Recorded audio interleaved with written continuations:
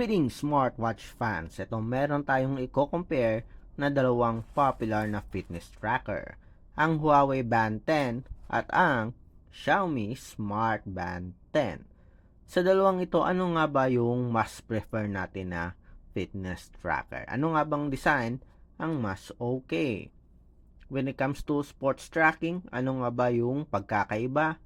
And of course, sa health, titingnan din natin kung anong meron sa Band 10 and meron dito sa Xiaomi Smart Band 10. Again, ito ang Huawei Band 10 at ang Xiaomi Smart Band 10.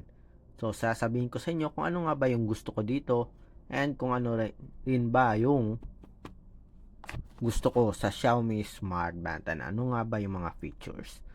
So, kung interested kayong malaman kung anong bang pagkakaiba ng dalawang smart fitness tracker, smart band, panoorin yung video na ito. At of course, kung sa tingin nyo mas okay sa inyo yung Band 10, comment naman dyan. Or kung gusto nyo mas okay sa inyo yung Xiaomi Smart Band 10, drop lang ng comment. So may mga katanungan, drop rin ng comment. And of course, kung hindi pa kayo nakasubscribe, subscribe na sa ating nag-iisang Smartwatch Pinoy TV. Okay, so umpisa na natin ang pag-compare sa ating Huawei Band 10 at si Xiaomi Smart Band 10. So very short comparison review lang yung gagawin natin.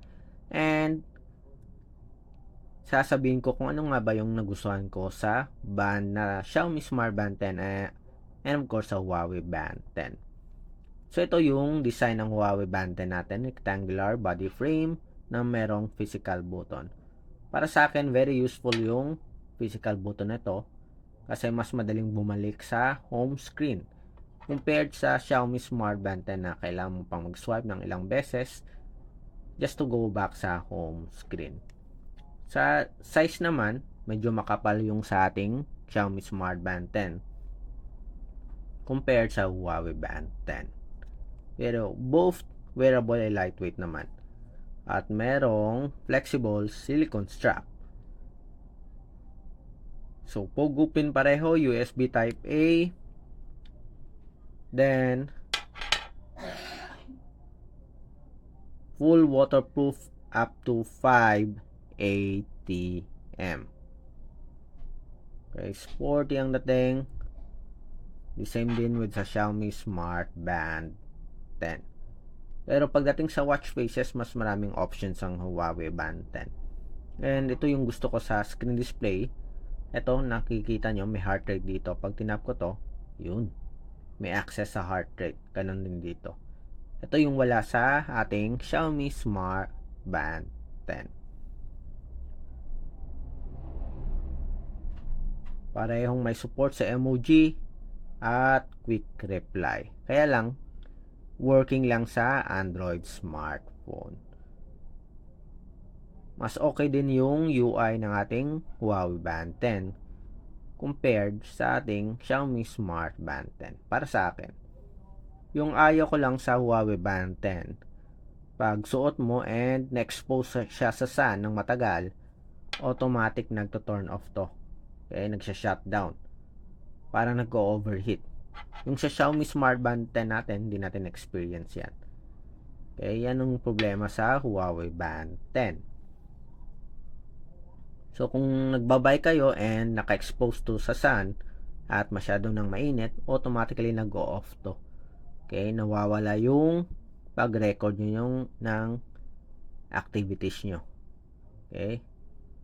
So, pero meron siyang features for running workout. Ito, papakita ko sa inyo.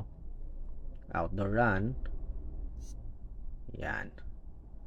So, marami siyang details pagdating sa training. Mas okay kaysa sa Xiaomi Smart Band 10. Pero papakita pa rin naman natin yung sa Xiaomi Smart Band 10. Outdoor run. Yan. Start. Yan. So, may details din about cadence and calories. Pero para sa akin, mas comprehensive yung data ng Huawei Band 10. Okay? And of course, meron siyang dedicated health app para sa ating fitness tracker. Stop natin. Okay, press nyo lang yung power button. Okay, yan. Yun. Pero when it comes to accuracy, para sa akin parang mas okay yung sa Huawei ba? Sa Xiaomi Smart Band 10 compared sa Huawei Band 10 natin. So, meron ding heart rate. Papakita natin.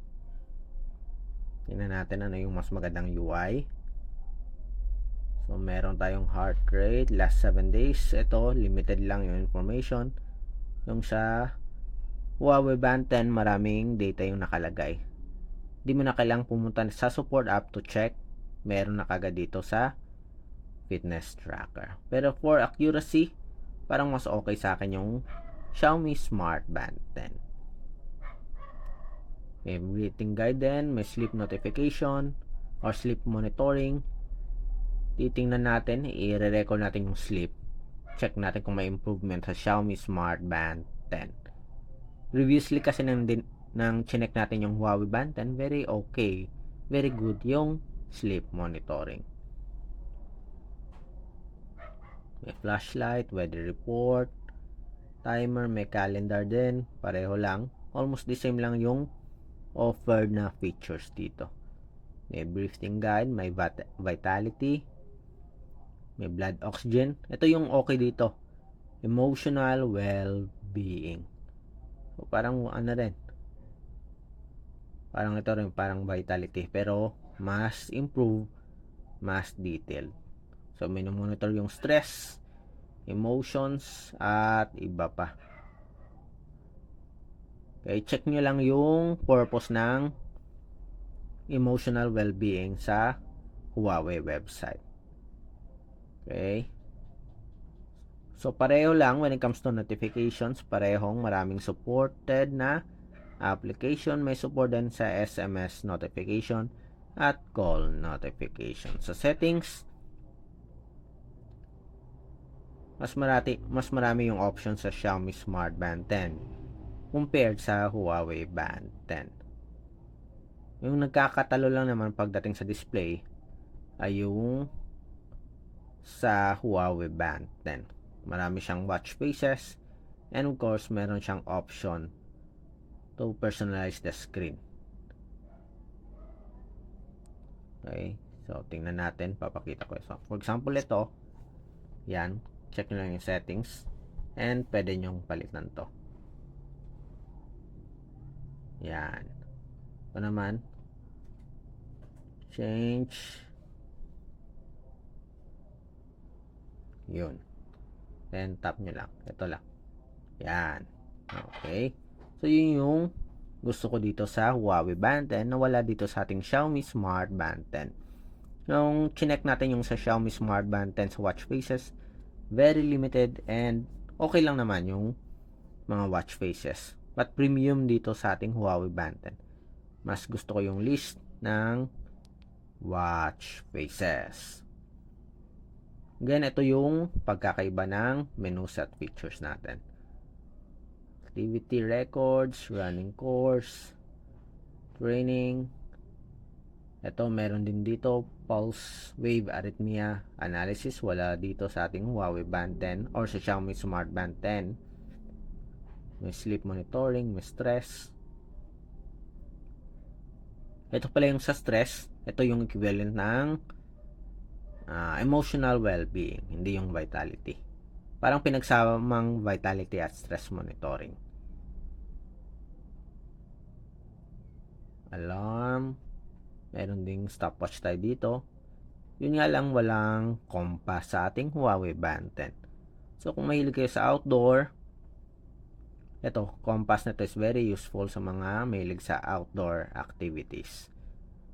Wala dito yan sa Huawei Band 10. Meron bang remote control for camera? Tingnan natin. Alarm, calendar, weather, music. So, wala ring remote control for camera yata. Missing din. So, meron tayo dito sa ating Xiaomi Smart Band 10. Pero meron tayong flashlight. Ayan. Okay. Yun. But when it comes to third-party straps, mas maraming options sa ating Xiaomi Smart Band 10 compared sa Huawei Band 10. Again, anong ba yung mas gusto nyo when it comes to design? Drop lang ng comment sa baba. Ang Huawei Band 10 ba or ang Xiaomi Smart Band 10? When it comes to offered features, almost the same lang. Pero when it comes to health, may additional features ng Huawei Band 10 na wala sa ating Xiaomi Smart Band 10. Sa watch faces, dun pa rin tayo sa Huawei Band 10 compared sa ating Xiaomi Smart Band 10. Yung ayaw ko lang sa Xiaomi o sa Huawei Band 10 ay yung nag-overheat pag sa naarawan yung Smart Band ng matagal.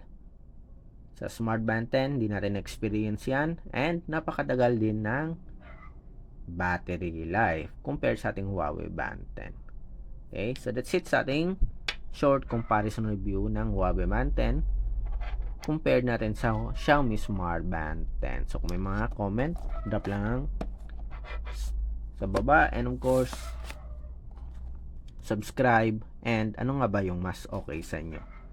Bye!